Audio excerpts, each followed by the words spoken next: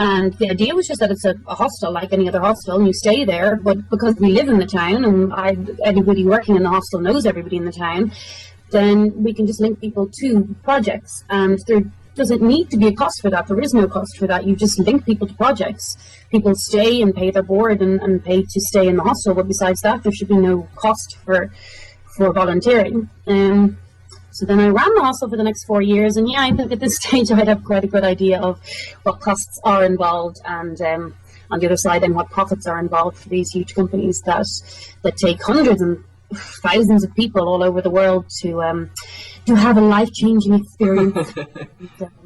In 2 weeks they get to save the world and pay about $1,000 to do so. So yeah, that's kind of where it came from. Would you feel comfortable giving an example of a project and then sort of breaking down those actual costs and why they're so inflated when gone through a bigger company? Well, if you go out with I2I to Moshi, you go out and you stay in a house that has maybe 5 or 6 local people working there, cooking your meals and your security guards, and then you stay in a room with a couple of other people, and maybe there's 6 rooms in the house, there could be up to 20 people staying there. You have communal meals in the morning and the evening, and somebody comes and shows you around to your project.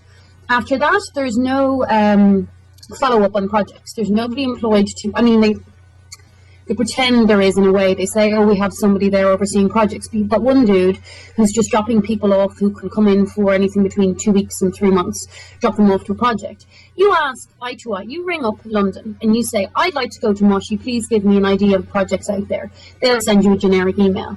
Then you say, hey, I would like to go to Ghana. They will send you a generic email. It's the exact same email you're getting for both countries, because in the offices in London, they have no idea. They're sending out thousands of people to hundreds of different sites, and with tens of different projects at each site. They have no idea what's happening with those projects. So when you get out to your country, the people in the office in London have absolutely no idea where you're going, the projects you're going to. And then when you get there, you've got some dude that's going to show you around to different projects. And yeah, they could be quite helpful. It's kind of generally down to the person who's showing you around. But in general, there's no follow-up on projects. There's no way of following whether they're actually doing what they say they do. There's no transparency at projects. Somebody might donate money, but time and time again, you just hear stories of people who donated money and what's happened afterwards, and there's no follow-up. So you're just being sent to a project that you kind of hope is a project, but that's pretty much all you've got. So with regards to the costs are collecting you from the airport. I ran a hostel that did the exact same thing that these companies provide, which is an airport pickup, hostel, room in the hostel, food in the hostel, etc. To stay in Hostelhof that I was running was roughly about €390 a month.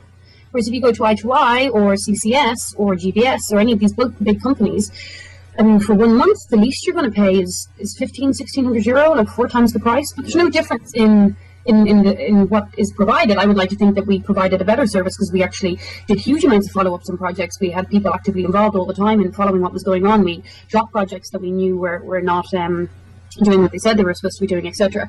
So I would like to think it was a bit more involved there. But regardless of that, just when it comes to cost, there was nothing that we did that wasn't done opposite way around. There was nothing that we didn't do that was done by these big companies, and we could charge at least a quarter of the price for that. So